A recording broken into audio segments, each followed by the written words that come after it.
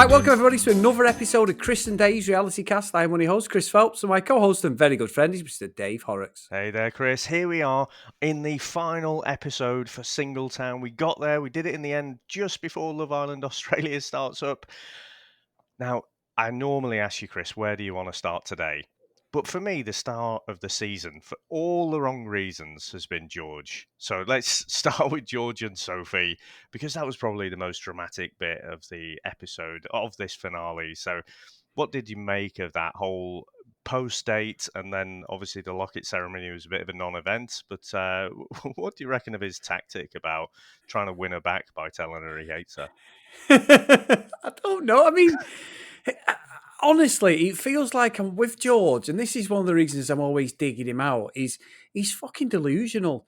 It's like you've treated her, you've totally mismanaged your relationship. You know, from a completely looking from the outside in, just going off purely what we've seen on the edits and that, and he's having a pop at her left, right, and centre. Then he's raising his voice. Then he's kicking, and it's like, if she's had to put up with this sort of emotional blackmail for like 2 or 3 years, however long you've been together, it's no wonder she's just said, you know what, fuck it. He's very, very childish. He was genuinely upset. I don't want to see anybody crying or upset like that, but I just think you brought it all on yourself, George. The whole series has just been you going round doing whatever the fuck you want, but not letting Sophie do it. And then when Sophie decides that she doesn't give a shit, because this is obviously your mantra when they're together, he's like, you don't know what you've lost. It's like, I think she fucking does. I mean, I'm so glad that we've started with them to stop talking about him, because it's just got to the point where he just needs to reflect on it. Watch the series back and reflect on his actions, because honestly, Dave, he's one of the most delusional people I've ever fucking met. And the fact that Sophie is actually apologising then to him, I'm like, why are you apologising? I just don't get it. I thought Sophie did quite well in that, though. She remained calm throughout the whole discussion, whereas George is completely non-linear. Again, though, I don't get it. You're right, he is delusional. I think the way he's sort of saying, though, why are you doing this to me? I can't believe you're doing this to me. It's like on this reality TV show, Singletown, where we call each other our exes and go on dates with other people. How can you possibly do this to me? I don't get it. Do you reckon, Chris, he was in there for the wrong reasons? Do you reckon he was in there for a bit of fame and it never actually entered his head that she might have her head turned? He You know, might have thought, yeah. "Oh, well, I'll go on lots of dates and that'll be all right." But it's a bit different when the shoe's on the other foot. Yeah, you know what, Dave? I've genuinely not at one point have I even thought that, because I always call them out, don't I? Love Island for being fame hungry and all that. Yeah, because we I've know that never, they are. yeah, exactly. And you know what? I've never thought that, but I actually think now what you've said is correct. George was just going to go get a fucking hall pass, cop off, do whatever he wants with these different girls, and Sophie wouldn't cheat on him because he's been in this situation before and put in the same position, and she's just sat there like a doormat. But she's actually gone, you know what? I've had enough of this relationship. Fuck it. I'm doing exactly the same. And she found something. But I'm glad that she did say that her and Mason are not a couple yet Yeah. anyway. So that I'm happy about that. I think she deserves better. So for me, Dave, like there's a few people in this series who I've got like a favour as really nice people and walk away. And I think you've got, obviously, I mean, there's a couple of others I'll talk about later, but Sophie's definitely in the top three because I think she's a genuine person and I think she deserves to be happy. Yeah, and she didn't deserve all that crap being thrown at her by George. Like you say, he needs to watch the series back, have a bit of a word with himself. Hopefully, he's got some mates who will have a word with him as well. The worst thing I reckon, if you one of George's mates is to say, "Oh yeah, it's terrible. Can't believe she did it." No, you've got to call him out. He's got to take those lessons into the next relationship, I think.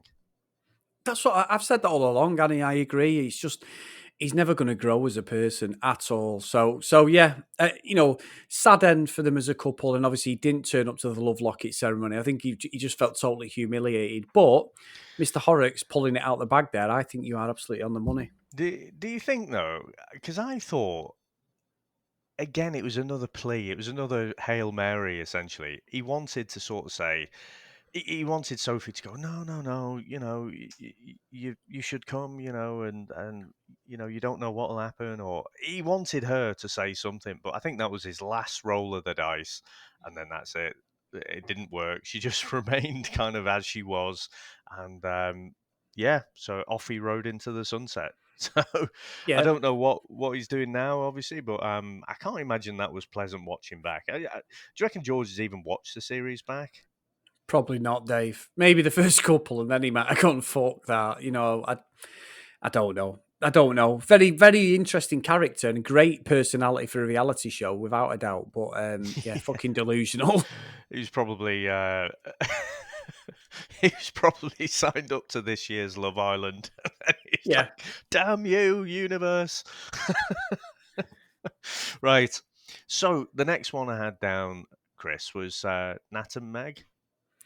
yeah. And again, I mentioned a couple of people, Dave, but Meg is in my top three. Is one of the nicer people on the series. I think she genuinely was remorseful. I've said it loads of times.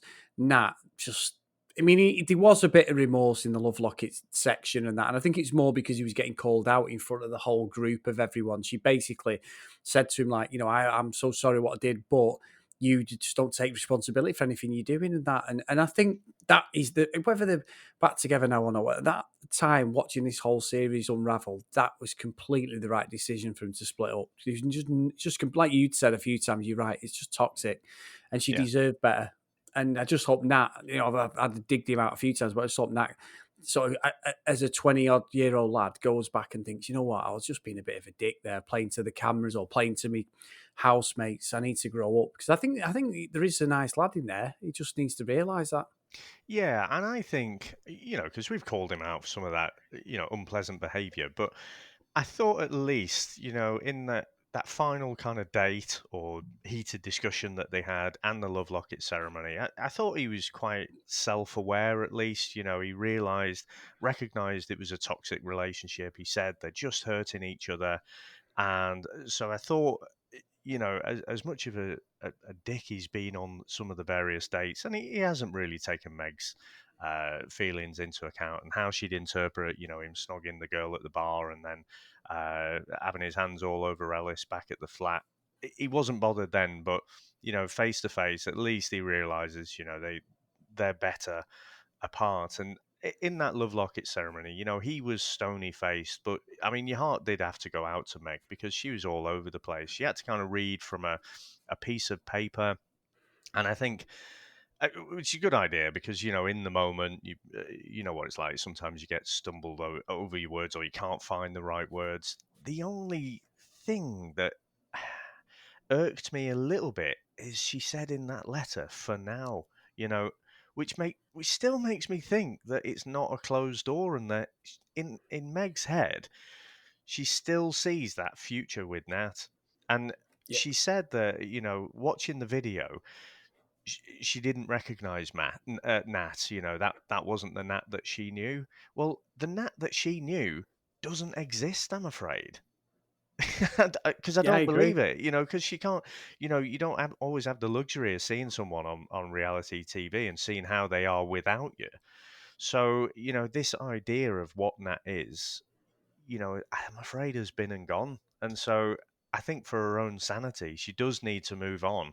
And it's just those two words for now, when she was talking about being single and whatever. I just hope, she has sort of grown from that and learned to be on her own. And then, I think once you've learned to be on your own, then you're ready to move on and start a relationship with someone else.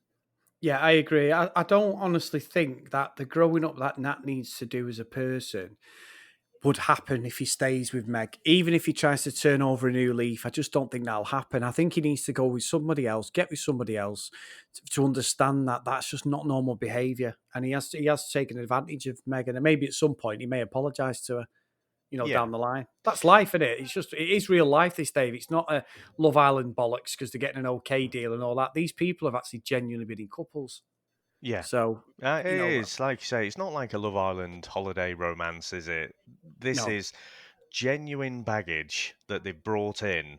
And so, that does give it a different element. And so, good luck to them both. I think, like you say, I think there is a nice guy somewhere in there with Nat, but he is a bit destructive. He is a bit, he's got a lot of growing up to do. But yeah, no, right decision for me, Chris. Now, Chris, the next couple, Ella and Kyra. So, what do you make of this whole, well, the date and then the love locket ceremony? I've got to say, Dave, Ella and Kyra was probably the sweetest ending to quite a lot of the couples, to be honest. It was absolutely so genuine. You know, the love there, everything. But again, and I'm going to call this out when we talk about Rob and Claudia, it just felt a little bit like she doesn't give an inch or budge on anything. It seemed to me that, no, sorry, Ella. Kira doesn't budge an inch. It's Ella who was just budging, and she was giving up everything. You know, I know she said she took her for granted and that, but like Kira was having none of it. She's just like, yeah, yeah, great. And she went, I really love you. I want to move to Australia. She's like, great, yeah, yeah. And I'm like, go on, do something. So I'm really happy they're together, and it seemed really, really genuine. It did, but like the Rob and Claudia situation, it just felt like completely that Ella was the one who was just having to sort of compromise on the whole relationship from what I got at the end, anyway. Yeah, I don't know really. I saw this as just a bit predictable that they were going to end up together. It was clear from the last episode, wasn't it? Neither of them had got a connection with anyone else, um, and you couldn't really see, Kyra in particular. You couldn't really see her gelling with many people.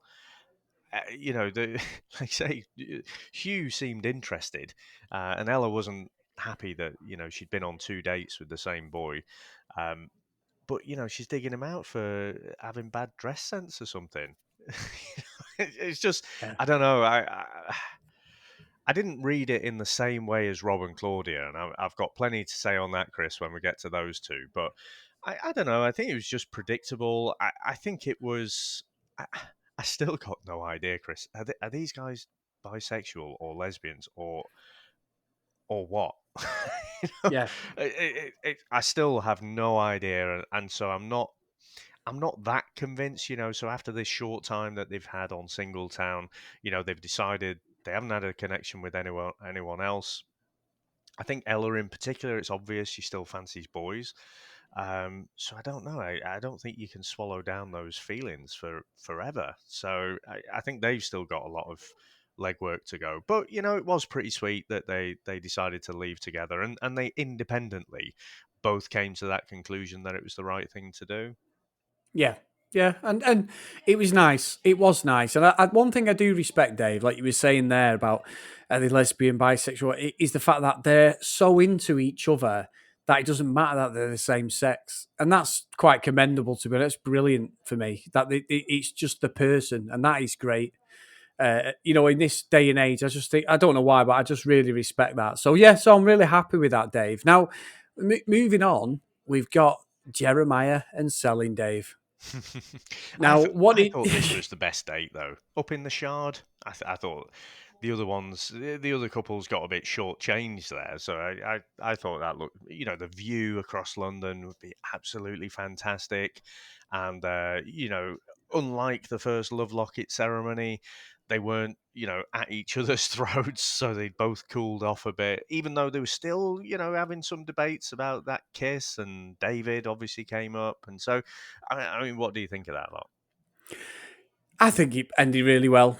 Jeremiah, Starman, Dave. Second half of the series, I had no hope for him at the start, but second half, he was a Starman, definitely. Selling realised, he even asked her, do you really check my clothes? And she said, yeah, when you're lying and you say you've not been out, I'd just Yeah, go and check the washing basket. So he's like, he sort of looks to say, oh, shit. So I don't think she's necessarily sniffing his clothes or anything like that, smell a bit of perfume. But I think it's because of the art of deception that Jeremiah yeah, has probably been caught out that many times. It's made her paranoid, but it's also justified her actions because she's finding stuff that he has actually lied and done stuff wrong. So as much as it sounded awful in the last episode, we were like, fuck me, what levels of like fucking investigation work is this?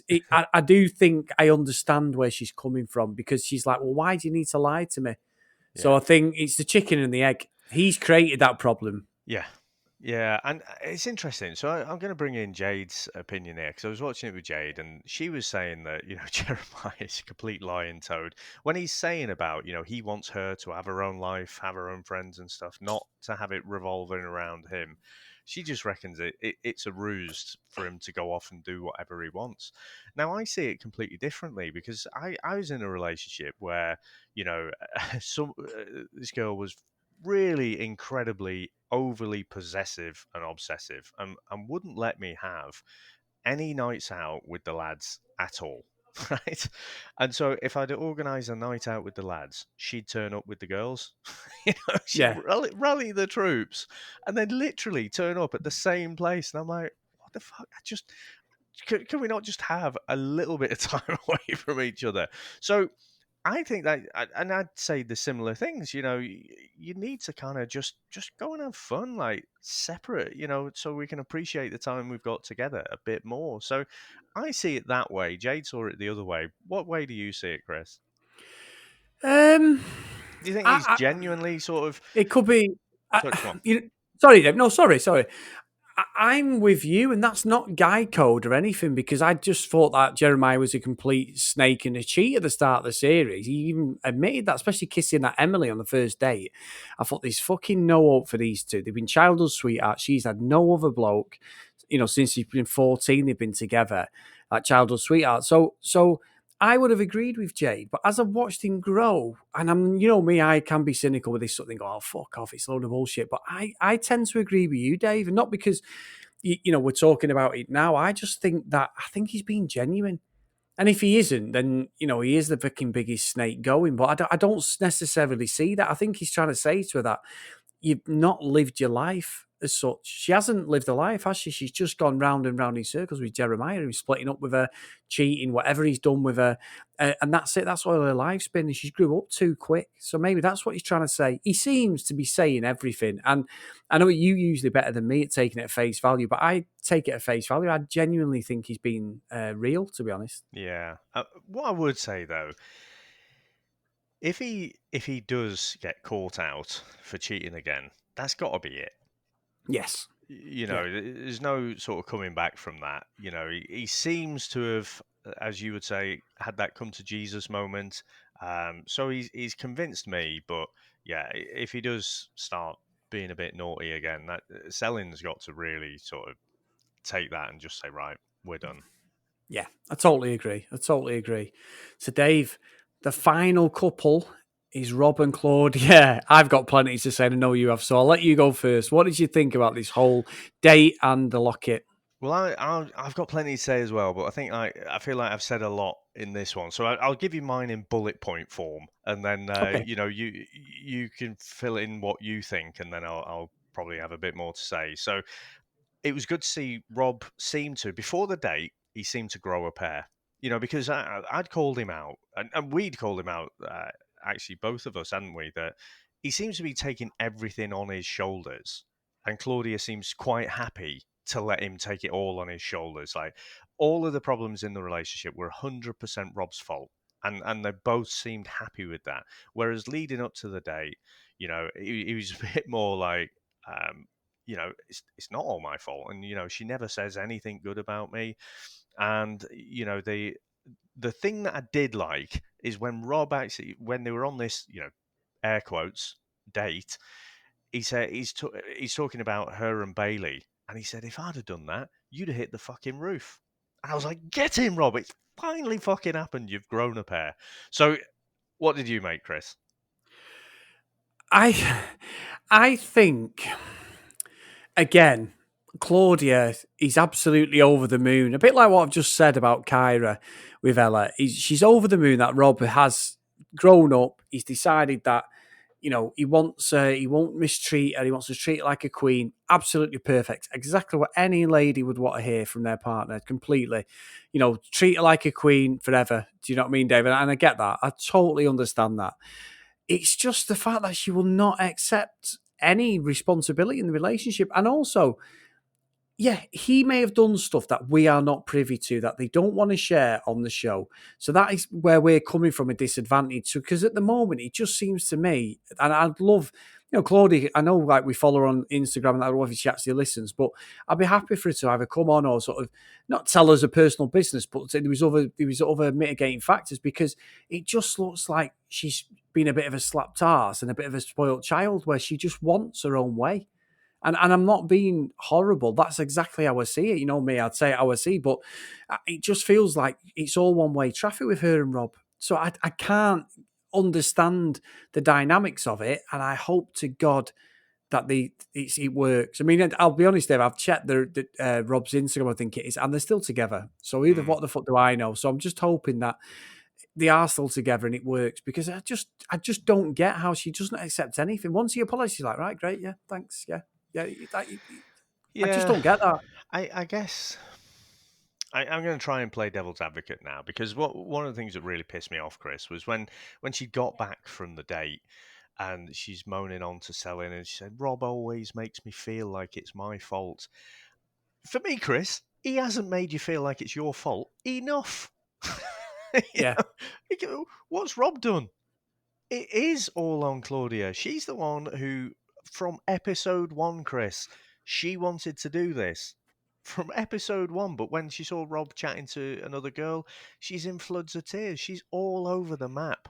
And no, I'm sorry. It just winds me up when people have that sort of victim mentality and it's all, oh, everyone's making me feel like it's my fault, and but you want all things on your own terms and aren't prepared to meet in the middle. So, all right, great stuff. If they're together, um, brilliant. But you know what? I don't think it's got real long legs, Chris, unless they resolve that imbalance in the relationship. yeah, And I I've agree. not really been quite that cutting, I don't think, with any of the other couples on this show. But it seems like such a massive imbalance with them. They could last 5 years, 10 years. I tell you what, when kids come along, they're pretty good at you know working out those little differences that you've got and making little things become big things. I just no, it really rubbed me up the wrong way, that Chris. Just the way it was all on Rob. Yeah, But yeah. sorry, go on, go on. No. I was just gonna say, yeah, I agree.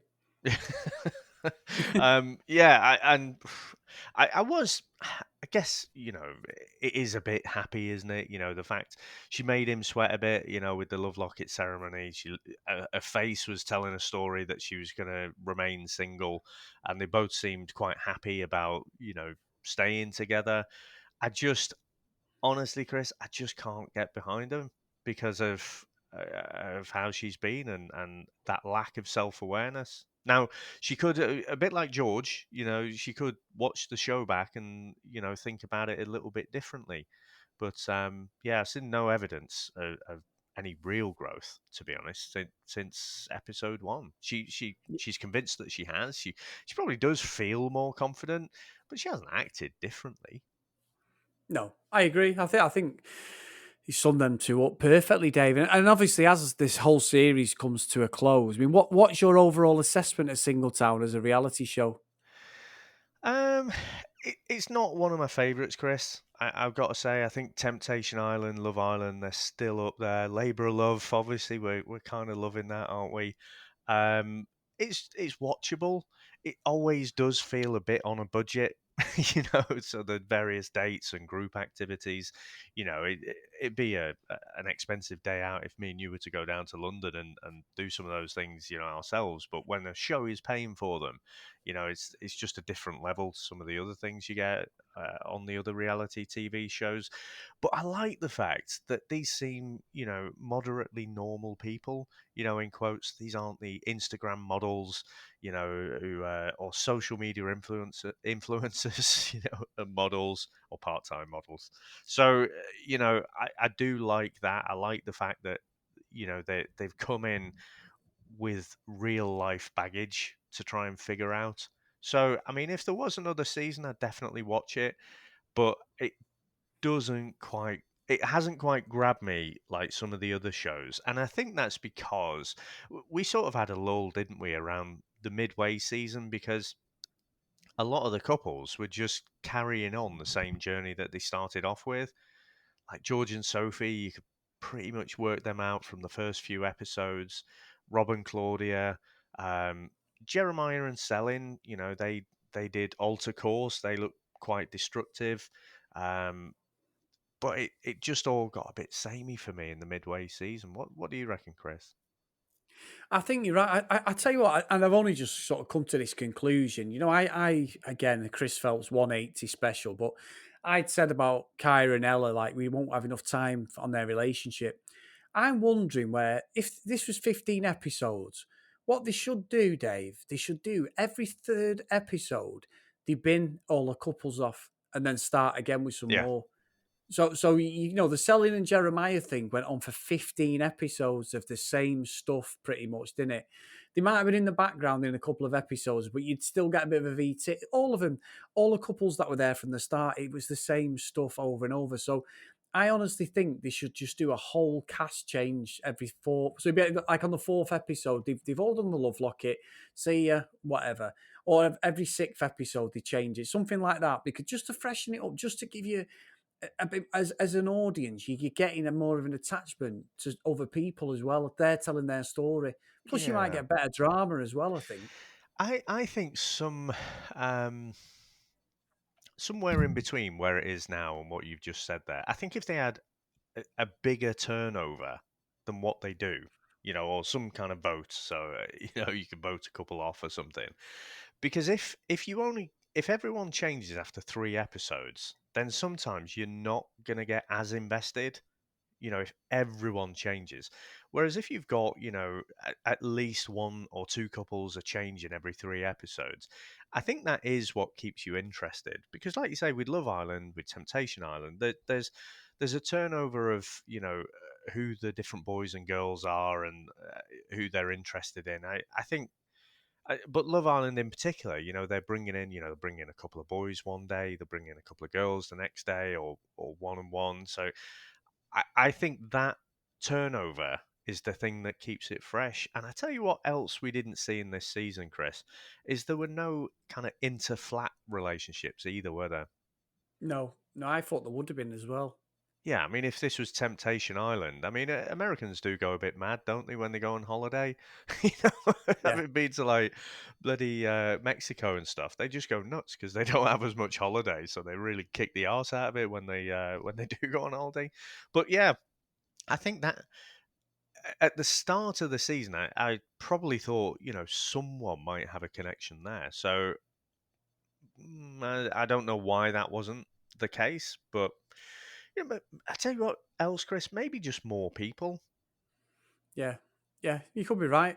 Could If be you right. if you Just got spread like it. 4 or 5 couples each time, for each episode, maybe you just need a few more couples in there just to spruce it up a bit. And like I say, so get some drinking games going on in the flat. Spin the St- bottle, you mean? Stir up the drama. Yeah, Yeah, yeah, yeah. yeah. Yeah, I'm with you on that. Yeah, I mean, So, Dave, ultimately, it was interesting. This series, I did enjoy it. Absolutely glad we've watched it. I would watch a season two. Obviously, that's not going to happen this year. Maybe it'll happen next year. But yeah, probably. I think I've just come to that realization as well. It's probably lack of kind of changeover in personalities, but overall, just lack of drama. Really, it was interesting, academically interesting to see where this was going, but there wasn't really the drama that we get in the other series. Dave, you're right.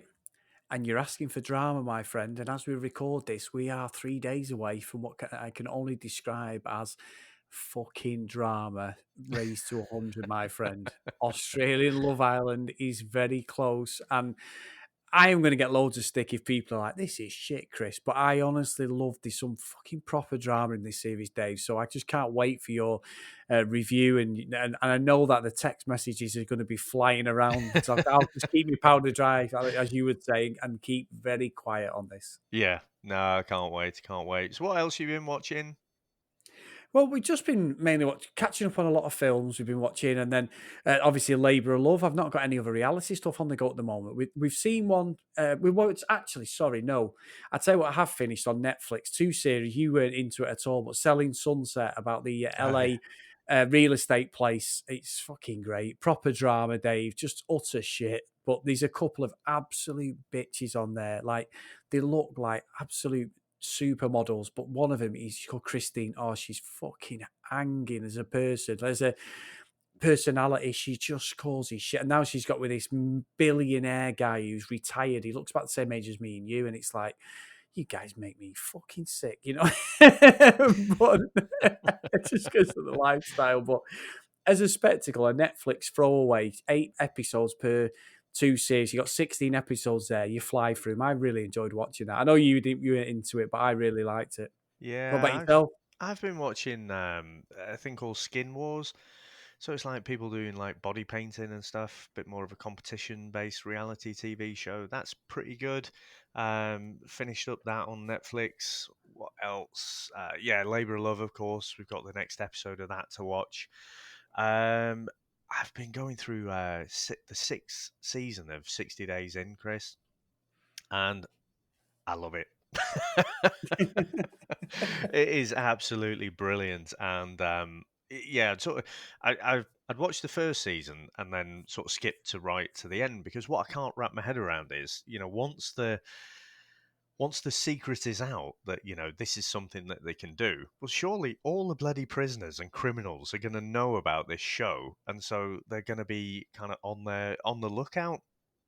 And they definitely are. So, there's a couple of the contestants or whatever, the fake prisoners who've been called out. And people are saying, like, you're on 60 Days In, you are. It's like, or you're a cop, and it's Yeah. getting pretty tasty. So I think the other thing as well I've noticed, that you had that one guy in the first season who dropped out. For some reason he thought his career was a correctional officer, but he's just one of those people who invites bullies onto him. He's very submissive, and so people just will take advantage of him for the rest of his life if he doesn't wake up to that's what he's doing. So he dropped out, but in this 6th season, people are dropping out like flies. They don't really have a lot of sticking power. So, they've even had to chuck in an extra bloke. They pissed off this other bloke, so he's just like, right, I'm done. I'll just sort of do my time, but I'm not asked in finding anything out. So, yeah, I can recommend that one as well. So, 6th season of 60 Days In, really good stuff. Good stuff. Right, guys. So as we come to a conclusion on Singletown, it's been a great episode. As always, if you want to write in, email into us about what your thoughts were, if you've been watching along with me and Dave, at cdrealitycast on Twitter, you can DM us. Our DMs are always open. Or if you want to email us, cdrealitycast@gmail.com. And if you can, drop us a review on the show. That'd be great on your podcast catching up. To Dave, good stuff, mate. And we're all ready for Love Island. We are. A bit of labour of love in between then and now, though. So, that'll be our next episode up. And I'll speak to you next time, Chris. Take care, mate. Bye now.